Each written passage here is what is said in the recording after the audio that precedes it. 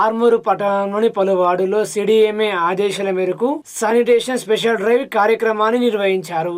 రాబోయే వర్షాకాలం దృష్ట్యా పలు వార్డుల్లో మున్సిపల్ శాఖ అధికారులు శానిటేషన్ స్పెషల్ డ్రైవ్ కార్యక్రమాన్ని చేపట్టారు. ఈ స్పెషల్ డ్రైవ్ కార్యక్రమాన్ని మున్సిపల్ కమిషనర్ రాజు పర్యవేక్షించారు. అనంతరం ఆయన మాట్లాడుతూ పట్టణాన్ని పరిశుభ్రంగా తీర్చిదిద్దేందుకు తమ వంతు కృషి చేస్తున్నామని తెలిపారు. ఈ కార్యక్రమంలో శానిటరీ ఇన్స్పెక్టర్ మహేష్, పూర్ణమౌళి తదితరులు పాల్గొన్నారు.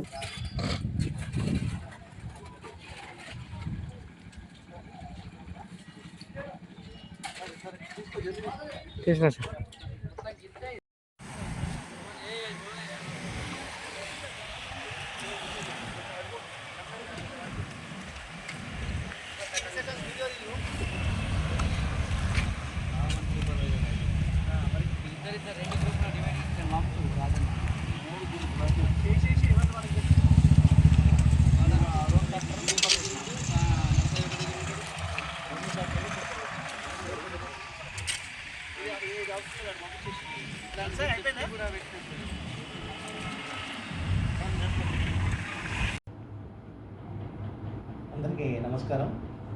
మన ఆర్మూర్ పట్టణంలో నిన్నటి నుంచి రాబోయే వర్షాకాలాన్ని దృష్టిలో ఉంచుకొని స్పెషల్ శానిటేషన్ డ్రైవ్ చేపట్టడం జరిగింది. ఈ డ్రైవ్లో భాగంగా మనకి ఇక్కడ మేజర్ డ్రైన్లు, మైనర్ డ్రైన్లు ప్రతి వార్డులో కూడా అన్నింటినీ కూడా మేము లేబర్ని ఎంగేజ్ చేసుకొని అవసరం ఉన్న దగ్గర జేసీబీలను, ట్రైన్ జేసీబీలను కూడా వాడేసి అన్నీ కూడా వర్షాకాలము వచ్చేంతలోపే శుభ్రం చేస్తాము. వాటన్నీ కూడా డిసిల్టరేట్ చేయడం జరుగుతుంది. ప్రతి సంవత్సరం జరిగే ప్రక్రియ అనేది మనకు వర్షాలు దృష్టిలో ఉంచుకొని వర్షాలు రాకముందే ట్రైన్లు క్లియర్ చేయడం వల్ల వర్షాకాలంలో మనకు ఒకేసారి వర్షము వచ్చినప్పుడు ప్రాబ్లం రాకుండా ఈ చర్యలు మనం తీసుకుంటాము. ఇప్పుడు ఈరోజు నేను కూడా కొన్ని వార్డులు సందర్శించాను. అన్నీ కూడా బాగానే జరుగుతున్నాయి. మన దగ్గర 6 టీమ్స్ వేసేసి ప్రతి టీంలో కూడా ఒక స్పెషల్ ఆఫీసర్ను వేసి ఈ స్పెషల్ శానిటేషన్ డ్రైవ్ను ప్రత్యేకంగా క్లోజ్గా మానిటర్ చేయడం జరుగుతుంది. మనకు ఇది 10 నుంచి 12 రోజుల కార్యక్రమము. ఈ కార్యక్రమంలో భాగంగా ప్రతి డ్రైవ్ను కూడా మనము డిసిల్ చేయడం జరుగుతుంది. ఆర్మూరు పట్టణంలో ప్రవాస భారతీయుల హక్కులు మరియు సంక్షేమ వేదిక ఆధ్వర్యంలో మీడియా సమావేశం నిర్వహించి మాట్లాడారు. ఈ సందర్భంగా వ్యవస్థాపక అధ్యక్షుడు కోటపాటి నరసింహనాయుడు, కుక్కుల విద్యాసాగర్, చిగుర్ల మహేష్లు మాట్లాడుతూ ఒరిస్సాలోని 21 ఎంపీ స్థానాల్లో 15కు పైగా బీజేపీ గెలుచుకుంటుందని, తెలంగాణ పార్లమెంట్ ఎన్నికల్లో కూడా 10కి పైగా ఎంపీ సీట్లను బీజేపీ కైవసం చేసుకుంటుందని తెలిపారు. దేశవ్యాప్తంగా 3వసారి ఎన్డీఏ ప్రభుత్వం ఏర్పడుతుందని అన్నారు. మలేషియాలో ఉంటారు, వారు కూడా బీజేపీ కార్యకర్త. ముఖ్యంగా ఈరోజు దేశంలో మోడీ హవా కొనసాగుతుంది. మేము ఇటీవల మహారాష్ట్ర, ఛత్తీస్గఢ్, అదేవిధంగా ఒరిస్సా ఈ రాష్ట్రాలు పర్యటించడం జరిగింది. ఒరిస్సాలోని సంబల్పూర్ నియోజకవర్గంలో వారం రోజుల పాటు ఆ ప్రాంతంలో తిరిగి వచ్చిన తర్వాత వెళ్ళేటప్పుడే మహారాష్ట్ర, అదేవిధంగా ఛత్తీస్గఢ్లో కూడా అక్కడ ప్రజల అభిప్రాయాలు సేకరించిన తర్వాత ముఖ్యంగా ఈరోజు దేశవ్యాప్తంగా మోడీ హవా కొనసాగుతుంది. మహారాష్ట్ర కానీ మిగతా రాష్ట్రాలన్నీ కూడా, ఉత్తరాది రాష్ట్రాల్లో కూడా అదేవిధంగా మొన్న మనం తెలంగాణలో చూసాం. మోడీ హవా ఈరోజు తెలంగాణలో 10 సీట్ల పైగా గెలవబోతుంది. అదేవిధంగా మహారాష్ట్ర 40 సీట్ల పైగా, ఒరిస్సాలో కూడా దాదాపు 15 సీట్లు గెలిచేటువంటి అవకాశాలు ఉన్నాయి. ముఖ్యంగా దీనికి ప్రధాన కారణం ఎన్డీఏ 10 సంవత్సరాల పరిపాలనలో ఎక్కడ అవినీతికి ఆస్కారం లేకుండా, గతంలో మనం చూసాం 2004 నుంచి 14 వరకు యూపీఏ హయాంలో అనేక కుంభకోణాలు, బొగ్గు కుంభకోణం కావచ్చు, అగస్టా కుంభకోణం కావచ్చు, 2G కుంభకోణం కావచ్చు, ఎక్కడ పడితే అక్కడ వాళ్ళు అవినీతి చేసి ఈరోజు ప్రజలకు దూరమైనరు. ఈరోజు దాంతో పోల్చుకుంటే 10 సంవత్సరాలలో 2014 నుంచి 24 వరకు మోడీ గారు ఒక నిజాయితీగా ఎటువంటి అవినీతికి ఆస్కారం లేకుండా పరిపాలన చేశారు. కాబట్టి మరొకసారి మోడీ గారు రావాలనేది ఈరోజు దేశ ప్రజల అభిప్రాయం. దానికి సంబంధించినటువంటి మేము ప్రత్యక్షంగా చూసి దేశంలోని పరిస్థితులు అంచనా వేసిన తర్వాత ఈరోజు బలంగా నేను చెప్పగలుగుతా, 3వసారి మోడీ గారి ప్రభుత్వం ఎన్డీఏ 400 స్థానాలతోటి గెలవబోతుంది. దానికి ప్రత్యక్షంగా మేమే సాక్ష్యం. అదేవిధంగా నాతో పాటు మరి విద్యాసాగర్ కూడా వారం రోజుల పాటు మరి ఒరిస్సాలో పర్యటించి వచ్చిన తర్వాత మేము అక్కడ ధర్మేంద్ర ప్రధాన్ గారు కూడా మంచి మెజార్టీతో గెలవబోతున్నారు. అక్కడ తెలుగు ప్రజలందరూ కూడా మోడీ వైపే ఉన్నారని చెప్పేసి ఈ సందర్భం. ఈసారి అబ్కీ బార్ 400 పక్కా. ఎందుకంటే గత 10 సంవత్సరాల్లో పిల్లలు ఇంట్లో కూర్చొని ఉంటుంటారు. ఏమైనా స్కూల్ బంద్ ఉందంటే అవును ఈరోజు భారత్ బంద్ అని ఉంటుంది. మన భారతదేశంలో ఈ 10 సంవత్సరాలు ఎన్ని బందులు జరిగాయి. మరియు ఎవరైనా అబ్బాయి బయటకు వెళ్తే ఏమైనా ఇంకా రాలేదంటే దారిలో రస్తారోకో అయింది, అందుకోసమే లేట్ అని అంటారు. ఈ 10 సంవత్సరాల్లో కూడా ఎన్ని రస్తారోకోలు అయినాయి, ఎన్ని బందులు అయినాయి. మరియు బస్టాండ్లో కానీ రైల్వే స్టేషన్లో ఉంటే మైక్లో అరుస్తూనే ఉంటుంది, అనుమానాస్పదంగా ఉన్న వస్తువులను ముట్టద్దు, అనుమానాస్పద వ్యక్తులు ఉంటే ఇన్ఫామ్ చేయండి అని చెప్తుంది. అవన్నీ ఏమైనా ఉన్నాయా? ఎంత స్వేచ్ఛగా భద్రతగా మనం తిరుగుతున్నాం ఈరోజు భారతదేశంలో అంటే నరేంద్ర మోదీ గారే కారణం. మరియు ఆయుష్మాన్ భారత్ ఇప్పుడు తెలంగాణ కూడా స్టార్ట్ అయింది. చూడండి, ఆయుష్మాన్ భారత్ గత ప్రభుత్వం నిర్లక్ష్యం చేసింది 10 సంవత్సరాలు. ఇప్పుడు ఆయుష్మాన్ భారత్ ఆల్రెడీ తెలంగాణలో కూడా స్టార్ట్ అయింది. దీంతో పేదలకు ఎంత లాభం అవుతుంది. కొన్ని రాష్ట్రాల్లో వాళ్ళ వ్యక్తిగత లాభాల కొరకు ఆయుష్మాన్ భారత్ ఇంప్లిమెంట్ చేయలేదు, కానీ ఇప్పుడు తెలంగాణలో ఆయుష్మాన్ భారత్ స్టార్ట్ అయింది. అందరూ ఆయుష్మాన్ భారత్ కార్డు తీసుకుంటే వాళ్ళకు ఆరోగ్య భద్రత ఉంటుంది. మరియు ఈసారి ఖచ్చితంగా నరేంద్ర మోదీ గారు 3వసారి ప్రధానమంత్రిగా ప్రమాణ స్వీకారం చేస్తున్నారు. ఇది తథ్యం. ఇప్పుడు ఎక్కడ చూసినా కానీ మోడీ నినాదం వస్తుంది. అట్లే కానీ గల్ఫ్ ఏరియా పాలసీలో కూడా మంచి రెస్పాన్స్ అవుతుంది. ఇమిగ్రేషన్ కూడా మళ్ళీ ఇండియన్ ఎంబసీ కూడా తొందరగా రెస్పాండ్ అయ్యి పనులు కూడా చేస్తుంది. చాలా వేల్పూర్ మండల కేంద్రంలోని ఫర్టిలైజర్ దుకాణాలను మండల వ్యవసాయ శాఖ అధికారి నర్సయ్య ఆకస్మికంగా తనిఖీ చేశారు. ఆయన దుకాణంలోని ఫైళ్లను పరిశీలించారు. అనంతరం వారు మాట్లాడుతూ వర్షాకాలంలో సీడ్కు సంబంధించిన ప్రతి షాపును తనిఖీ చేస్తున్నామన్నారు. ప్రభుత్వ నిబంధనల మేరకు ప్రతి రైతు విత్తనాలు కొనే ముందు ప్యాకింగ్ ఉన్న ఈ ల్యాండ్ నెంబర్ కు ఎక్స్పైరీ డేట్ ను చూసుకోవాలని సూచించారు. డీలర్ నుండి రసీదు తీసుకోవాలన్నారు. నకిలీ విత్తనాలు అమ్మితే కఠిన చర్యలు తీసుకుంటామని హెచ్చరించారు.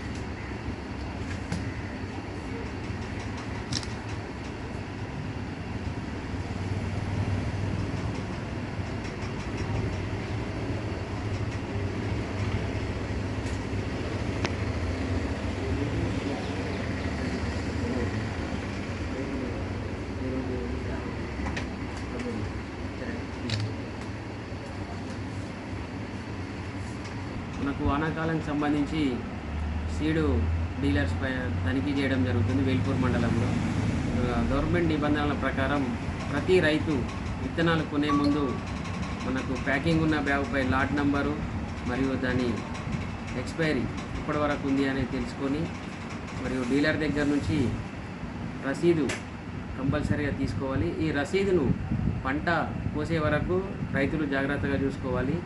నకిలీ విత్తనాలు కానీ మనకు నాణ్యమైన విత్తనాలు ఎక్కడైనా అమ్ముతున్నారని తెలిసినా కానీ మాకు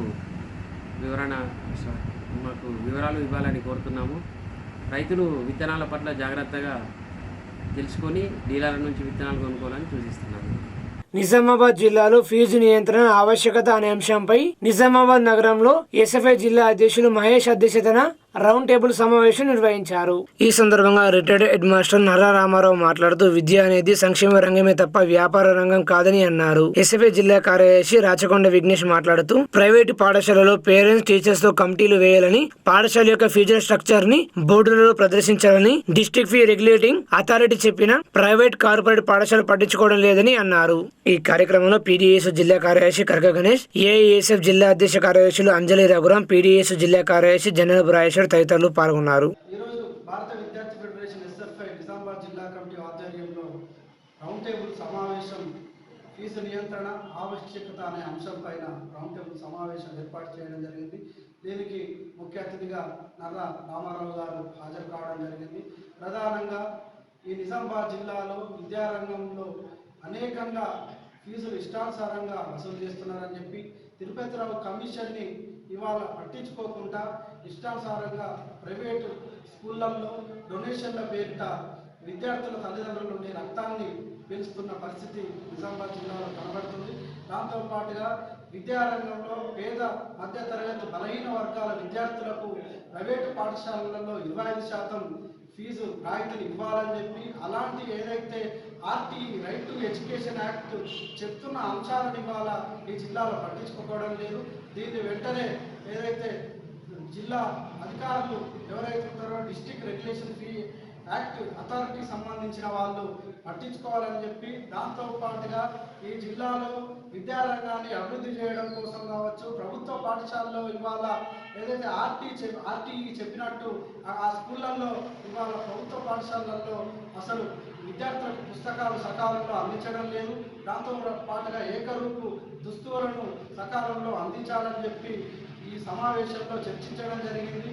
విద్యారంగం అభివృద్ధి కోసం విద్యారంగాన్ని అభివృద్ధి చేయాలంటే బడ్జెట్ను ఏర్పాటు చేయాలని చెప్పి దాంతోపాటుగా ఈరోజు కాంగ్రెస్ ప్రభుత్వం అమ్మ ఆదర్శ పాఠశాలను తీసుకువచ్చింది. అమ్మ ఆదర్శ పాఠశాలలో విద్యారంగం అభివృద్ధి కోసం కమిటీలు వేయడం జరిగింది. ఆ కమిటీలతో ఈ విద్యారంగాన్ని అభివృద్ధి చేయాలని చెప్పి బడ్జెట్లో అధిక బడ్జెట్ కేటాయించాలని చెప్పి దాంతోపాటుగా రాష్ట్ర కాంగ్రెస్ ప్రభుత్వం వెంటనే ఎడ్యుకేషన్ మినిస్టర్ని కూడా ఇవాళ ఏర్పాటు చేయకపోవడం బాధాకరం. ఎడ్యుకేషన్ మినిస్టర్ని వెంటనే మంత్రిత్వ శాఖలో తీసుకోవాలని చెప్పి తీసుకొని ఈ విద్యారంగం కోసం అభివృద్ధి చేయాలని చెప్పి, లేకపోతే ప్రభుత్వ పాఠశాలల కోసం ప్రైవేటు పాఠశాలలో జరుగుతున్న అన్యాయాలపైన భవిష్యత్తులో ఈ ప్రజా సంఘాలుగా విద్యార్థి సంఘాలుగా పోరాటాలు చేస్తామని చెప్పి హెచ్చరించడం జరుగుతుంది. ఎర్రగట్ల మండల కేంద్రంలోని రైతు వేదిక భవనంలో విత్తనాలు, పురుగు మందుల డీలర్లతో వ్యవసాయ శాఖ అధికారులు సమావేశం నిర్వహించారు. ఈ సమావేశానికి ముఖ్య అతిథిగా భీమ్గల్ డివిజన్ వ్యవసాయ సంచాలకులు మల్లయ్య పాల్గొని మాట్లాడారు.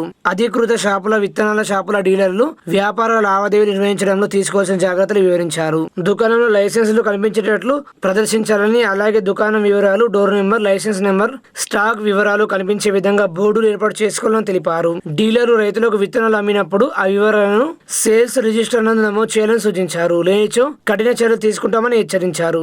రైతులకు విత్తన ఎరువుల, పురుగు మందులకు తప్పనిసరిగా రసీదులు ఇవ్వాలని తెలిపారు.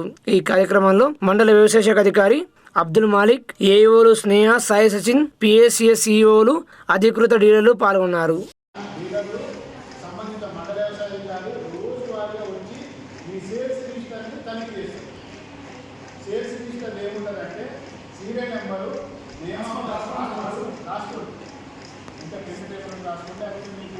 మేము వాట్సాప్లో గ్రూప్లో పెడతాము. సేల్స్ రిజిస్టర్ ఏముంటుందంటే serial number, name of the farmer, father name, village, mandal, ఆ రైతు మొబైల్ నెంబరు, తర్వాత ఏం పంట వేసిండ్రు, ఏ పంట మీరు ఆయనకు విక్రయించారు, వెరైటీ ఏంటి, ఎన్ని బస్తాలు ఇచ్చారు, ఆ సీడ్కి పెస్టిసైడ్కి సంబంధం లేదు. ముందైతే సీడ్కి వచ్చింది, తర్వాత పెస్టిసైడ్కి వస్తుంది కదా. ముందుకైతే సీడ్కి వచ్చింది. అర్థమైందా? సేల్స్ రిజిస్టర్ ఇప్పుడు మనకి ఎన్ని రిజిస్టర్లు ఉన్నాయి?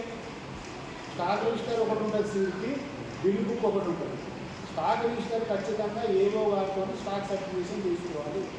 ప్రతి బిల్లు ఇప్పుడు మీకు 10 బిల్ బుక్లు ఉన్నాయనుకో, 10 బిల్ బుక్లు కూడా.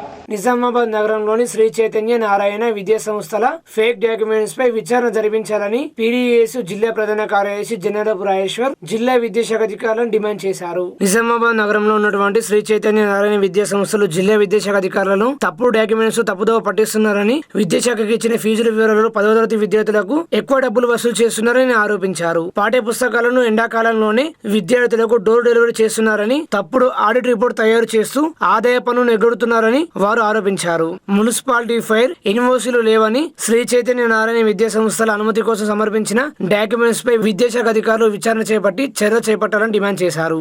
జిల్లా వ్యాప్తంగా శ్రీ చైతన్య నారాయణ లక్షల రూపాయలు ఈరోజు ఫీజులు వసూలు చేస్తున్నటువంటి పరిస్థితి ఉన్నది. ఏదైతే ప్రభుత్వ నిబంధనలు పాటించకుండా ఈరోజు విద్యార్థుల తల్లిదండ్రులను మగిపెట్టి అడ్మిషన్లు చేయించుకున్నటువంటి పరిస్థితి ఉన్నది. విద్యాశాఖ అధికారులకు కూడా తప్పుడు నివేదికలు, ఆ ఫీజులు తక్కువ ఉన్నాయని చెప్పేసి వాళ్ళకు రిపోర్ట్లో ఇచ్చేస్తూ ఈరోజు విద్యార్థుల దగ్గర ఈరోజు అడ్మిషన్ సమయంలో ₹1,00,000 వసూలు చేస్తున్నారు. కనీస సౌకర్యాలు లేకున్నా కానీ ఈరోజు లక్షల రూపాయలు డబ్బులు వేసడం చాలా దారుణం. ఇప్పటికే విచ్చలవిడిగా అడ్మిషన్లు తీసుకున్నటువంటి పరిస్థితి ఉన్నది. దీనిపైన విద్యాశాఖ అధికారులు వెంటనే స్పందించి ఇందలవాయి మండలం అంసన్పల్లి గ్రామంలో ఏఐపీకేఎంఎస్ ఆధ్వర్యంలో ఉపాధి హామీ కూలీల పనులు పరిశీలించి కూలీల సమస్యలపై సర్వే నిర్వహించారు. ఉపాధి హామీ పరిరక్షణకు పోరాటాలే సరైన మార్గమని, ప్రతి కూలీకి కొలతలకు సంబంధం లేకుండా రోజుకు ₹600 వేతనం ఇవ్వాలని, ప్రతి ఒక్క కూలీకి 250 రోజుల పని కల్పించాలని, కుటుంబంలోని అందరికీ పని కల్పించాలని అఖిల భారత ప్రగతిశీల వ్యవసాయ కార్మిక సంఘం రాష్ట్ర ప్రధాన కార్యదర్శి రామకృష్ణ పిలుపునిచ్చారు. ఈ కార్యక్రమంలో ఐఎఫ్టియు జిల్లా సహాయ కార్యదర్శి రమేష్, ఏఐపీకేఎంఎస్ జిల్లా సహాయ కార్యదర్శి సాయిరెడ్డి, నాయకులు కిషోర్ తదితరులు పాల్గొన్నారు. ఏడాదికి 25 రోజులు కూడా రాదు, భార్యాభర్తలు ఇద్దరు చేస్తే 50 రోజులు కూడా రాదు. అంటే మనం ఏమంటున్నాము, సంవత్సరానికి 360 రోజుల పని కాలం ఉంటే నువ్వు 100 రోజుల పని ఇస్తే ఎంత? 25 రోజులు. మిగతా రోజులు ఏం చేయాలి మరి? కార్ఖానాలు అయితే నడుస్తలేవు, నెలకి 26 రోజుల పని ఉండే ఒక రోజు, ఇలా 10 రోజులు కూడా నడుస్తలేవు. అంటే మొత్తం వ్యవసాయ రంగము, కార్ఖాన్లు, దుబాయ్ మస్కట్ అనేది అన్ని కూడా పోయినాయి. పోతే ఏం చేయాలి మరి? ఎవరు చేయాలి పని? ఎవరు ఆదుకోవాలి పని? ప్రభుత్వం మనకు పని కల్పించాలి, పరిశ్రమలు ఏర్పాటు చేయాలి. లేకపోతే ఇవాళ పెద్ద ఎత్తున మనం ఏమైతుంది, రాజకీయాలే ప్రధానంగా వ్యాపారం లాగా ఉంది. ఒక ఎమ్మెల్యేకు 100 కోట్లు ఖర్చు పెడితే 500 కోట్లు ఖర్చు పెట్టే స్థితి ఉన్నదా లేదా మనకు? వాడు ఎందుకోసం అంత 100 కోట్లు ఖర్చు పెడతాడు? మనకి ఏం లాభం లేకపోతే మన అందరినీ ఎంబడబడి 10 రోజులు ఎంబడబడి ఓటై ఎందుకు తిరుగుతాడు మనతో లాభం లేకపోతే? అంటే మొత్తం రాజకీయాలంతా కూడా వ్యాపారం అయిపోయినాయి. మన కోసం మాట్లాడేటోడు ఎవరు లేడు. మీరే మాట్లాడాలి, మేమే కాదు, మీరు మాట్లాడాలి. ఇలా కుల సంఘం ఉందనుకో, కుల సంఘం ఉంటే దేనికోసం? సావుకో పెళ్లికో ఉపయోగపడుతుంది. మనం ఒక కుల సంఘం ఏర్పాటు చేసుకుంటాం. మనం కనీసం మనం సచ్చినాడు 10 మంది ముట్టుకునేటట్టు, మన లగ్గం ఉందంటే అందరు వచ్చేటట్టు మనం ఆ కుల సంఘం ఉంటుంది. మరి పని కాపాడుకోవటం సంఘం ఉండాలా వద్దా? సంఘం లేకపోతే పని ఉండదు కదా. సంఘం అనేది మనం ఈ దేశంలో ఎట్లా బతకాలా, ఊర్లో ఎట్లా బతకాలా, పని ఎట్లా కల్పించాలా అనేటటువంటి విషయాన్ని మాట్లాడుకోవడం కోసం సంఘం కావాలా. ఈ సంఘం కోసం ఈ ఊర్లే అంటే చాలా రోజుల కింద రైతు కూలి సంఘం పెట్టుకున్నాం. ప్రజాపద పార్టీ చాలా రోజులు, చాలా పెద్దోళ్ళకి తెలుస్తుంది, చిన్నపిల్లలకు తెలియకపోయినా మాకన్నా ఎక్కువ వయసు వాళ్ళకి తెలుస్తుంది ఈ విషయం. మెల్లమెల్లగా మేము రావడం లేదు, మన సంఘం వస్తలేదు, మీకు సంఘం ఉండలేదు. ఉండకపోవడం వల్ల మన హక్కులు ఏమున్నాయో తెలియదు, మన చట్టం ఏం చెప్తుందో కూడా తెలియదు. గడ్డపారు ఇస్తామన్నారు, సరిపించడానికి పైసలు ఇస్తామన్నారు, వాటిని చేస్తున్నారు. మనం వాటిని చేయడం మనం తప్పు పట్టట్లే, వాటికి వ్యతిరేకం కాదు. కానీ మాకు చేతి నిండా పని లేకుండా, మా పొట్ట నిండా తిండి లేకుండా నువ్వు రోడ్లు వేస్తే ఏంది, గ్రామ పంచాయతీ కడితే ఏంది, గట్టెర్లు కడితే ఏంది నాయన, ముందు మా బాగోగులు చూడమని అంటున్నాం. మనం గట్టెర్లు కట్టండి, మరి వాటికి కేటాయించిన నిధులు ఏమవుతున్నాయి? అవి ఎటువైపు పోతున్నాయి? మరి మా జేబులో నుంచి కట్ చేసి మా రోడ్లు మాకేస్తున్నావు కదా, అవిటికి కేటాయించిన డబ్బులు ఎందుకు కేటాయిస్తాలని చెప్పేసి మనం అడగాల్సిన అవసరం ఎంతైనా ఉన్నది. అడగకపోతే రేపు రాబోయే కాలంలో ఉపాధి హామీని పూర్తిగా తీసేయడానికి అవకాశం ఉంది. అందుకు నిదర్శనం ఒకటే, ఇక్కడ దుకాలు వేసుకుందాం 2 నెలలు 3 నెలలు మన ఊర్లో పని నడుస్తుండే, కనీసం ఒక 3 నెలలు అవ్వాలి పనికి పోయి చేస్తుంది. కానీ ఈ రోజు పట్టుమని కొడితే మీ ఊర్లో నెల రోజులు కూడా పని దొరకదు. మనకు ఎందుకు దొరకదంటే బీహార్ నుంచి, ఉత్తరప్రదేశ్ నుంచి, పశ్చిమ బెంగాల్ నుంచి ఇక్కడికి వచ్చి ఉపాధి గుత్తాలు పట్టుకుని ఎకరాల కొద్ది తుకాలు వేసిపోతున్నారు, నెలలోపు వేసిపోతున్నారు. మనకేం పని లేదు. సరే అట్లా వచ్చినాక అట్లా ఆరవోసుకుందాం అని అంటే అట్లా ఆరవోసేటప్పుడు కూడా గంటకు ₹100 ఇచ్చి అమౌలతో అడ్లు మొప్పించుకుంటున్నాం. మీ ఊర్లో ఉందో లేదో నాకు తెలుస్తలేదు ఆ విషయం. అంటే ఏమర్థం అవుతుంది, వాళ్ళకు అక్కడ పని లేదు కాబట్టి మన దగ్గరకు వచ్చి పని చేస్తున్నారు. మరి అక్కడ ఎందుకు పని లేదు? ఉపాధి హామీ కేవలం తెలంగాణ కొరకే ఉందా, ఆంధ్రప్రదేశ్ కొరకే ఉందంటే లేదు, భారతదేశ వ్యాప్తంగా ఉపాధి హామీ పని అని ఉన్నది. మరి అక్కడ వాళ్ళకి పని ఎందుకు లేదంటే అక్కడ పనిని ఎత్తివేయడం పడింది కాబట్టి, అక్కడ పనిని నిర్వీర్యం చేసారు కాబట్టి వాళ్ళకి అక్కడ గిట్టుబాటు అయితలేదు. కాబట్టి ఈరోజు వాళ్ళు మన దగ్గరగా వలసలకు వచ్చి మనం చేయాల్సిన పని వాళ్ళు చేస్తున్నారు. రేపు తెల్లారి మనం ఎటు పోవాలి? మన దగ్గర వాళ్ళు పని చేస్తే మనం రేపు తెల్లారి ఎక్కడికో ఒక చోట పోయి పని చేసుకున్న పరిస్థితి ఇక్కడ ఏర్పడబోతున్నది. ఒకనాడు వ్యవసాయం తర్వాత ఏదైనా పని ఉన్నది తెలంగాణలో అంటే, భారతదేశంలో తెలంగాణలో అత్యధికంగా పని ఏదో ఉన్నదని అంటే బీడి పరిశ్రమ అనే కుటీర పరిశ్రమ కింద గత 100 సంవత్సరాలుగా నిజామాబాద్ జిల్లా, కరీంనగర్, ఆదిలాబాద్, వరంగల్ జిల్లాలకు ఆనుకొని బీడి పరిశ్రమ, ఈ బీడి పరిశ్రమలో పనిచేసే కార్మికులకు నీతిగా నిజాయితీగా వాళ్ళకు విలువగల బతుకుతారని చెప్పేసి ఒక పేరు ఉండే. కానీ ఇవాళ బీడి పరిశ్రమ అంటే బీడి కార్మికురాలు అంటే వాళ్ళ పని లేక పని చేస్తున్నారని అంటున్నారే తప్ప వాళ్ళ పొట్ట గురించి పని చేస్తలేరనే పరిస్థితికి వచ్చింది. అంటే దీని అర్థం బీడి పరిశ్రమ పోయింది, ఉపాధి పని పోయింది, తుకాలేసే పని పోయింది, కోసే పని పోయింది. రేపు తెల్లారి ఏం చేసుకొని బతకాలా మనం? వాళ్ళు ఇచ్చే పెన్షన్ల మీద ఆధారపడి బతకాలా? వాళ్ళు ఇచ్చే ఓట్ల కొరకు ఇచ్చే పైసల మీద ఆధారపడి బతకాలా? మన పరిస్థితి ఏం కావాలి? సిరికొండ మండల కేంద్రంలో ఏఐపీకేఎంఎస్ ఆధ్వర్యంలో విద్యుత్ శాఖ ట్రాన్స్కో ఏఈ చంద్రశేఖర్ కు వినతి పత్రం అందజేశారు. సిరికొండ మండలంలో ఖరీఫ్ సీజన్ ప్రారంభంలో ఈదురుగాలు బీభత్సంతో పలు గ్రామాల్లో అనేక చోట్ల విద్యుత్ స్తంభాలు ట్రాన్స్ఫార్మర్లను వెంటనే రీప్లేస్మెంట్ చేసి విద్యుత్ సరఫరాలో రైతులు ఎదుర్కొంటున్న సమస్యలను యుద్ధ ప్రాతిపదికన పరిష్కరించాలని సిపిఐఎంఎల్ మాస్లైన్ ఆర్మూర్ డివిజన్ సహాయ కార్యదర్శి రమేష్, ఏఐపీకేఎంఎస్ జిల్లా నాయకులు రమేష్ లు ప్రభుత్వాన్ని డిమాండ్ చేస్తూ ట్రాన్స్కో ఏఈ చంద్రశేఖర్ కు వినతి పత్రం అందజేశారు. అస్తవ్యస్తమైన విద్యుత్ సరఫరాతో విద్యుత్ మోటార్లు కాలిపోవడం జరుగుతుందని అన్నారు. దీంతో రైతాంగం ఆర్థికంగా నష్టపోవడమే కాకుండా విద్యుత్ ప్రమాదాలకు గురయ్యే అవకాశం ఉందన్నారు. ట్రాన్స్కో అధికారులు ఇప్పటికైనా చెడిపోయిన స్తంభాలు, ట్రాన్స్ఫార్మర్ల పునరుద్ధరణకు యుద్ధ ప్రాతిపదికన చర్యలు తీసుకోవాలని, రైతాంగాన్ని ప్రజలు నష్టపోకుండా ప్రమాదాలకు గురి కాకుండా కాపాడాలని కోరారు. ఈ కార్యక్రమంలో సిపిఐఎంఎల్ మాస్లైన్ ఆర్మూర్ డివిజన్ నాయకులు దామోదర్ తదితరులు పాల్గొన్నారు.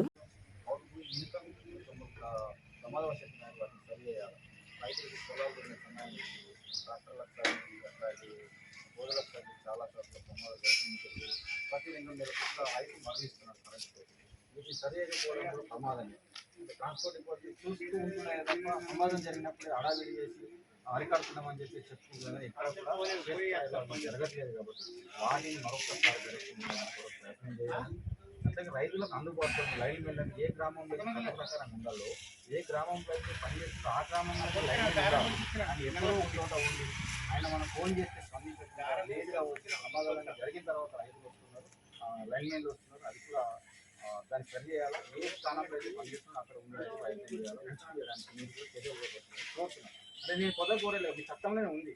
స్థానికంగానే ఉండాలి. ఆయన స్థానికంగా ఉండకుండా ఎక్కడో ఉండి ఈ రూమ్ కింద ఆయన ఇంటి దగ్గర ఉండి ఈ రూమ్ కింద ప్రజలు కూడా బిల్లులు పెట్టి తీసుకున్నారు. అది కూడా మా దృష్టిలో ఉంది. కానీ అంత లోపల నాకు ఓడలేదు. ఏమంటున్నాను, మీరు స్పందిస్తే అంటే లోపాలు లేకుండా లేరు. మాకు అన్నీ తెలిసినప్పటికీ కూడా మేము ఆమెగా ఉంటున్నాం. నిజంగానే రైతు డీడీ పెట్టిన తర్వాత రైతు కంబ వాడుకోవడానికి ప్రజలు ఎందుకు చేయాలి?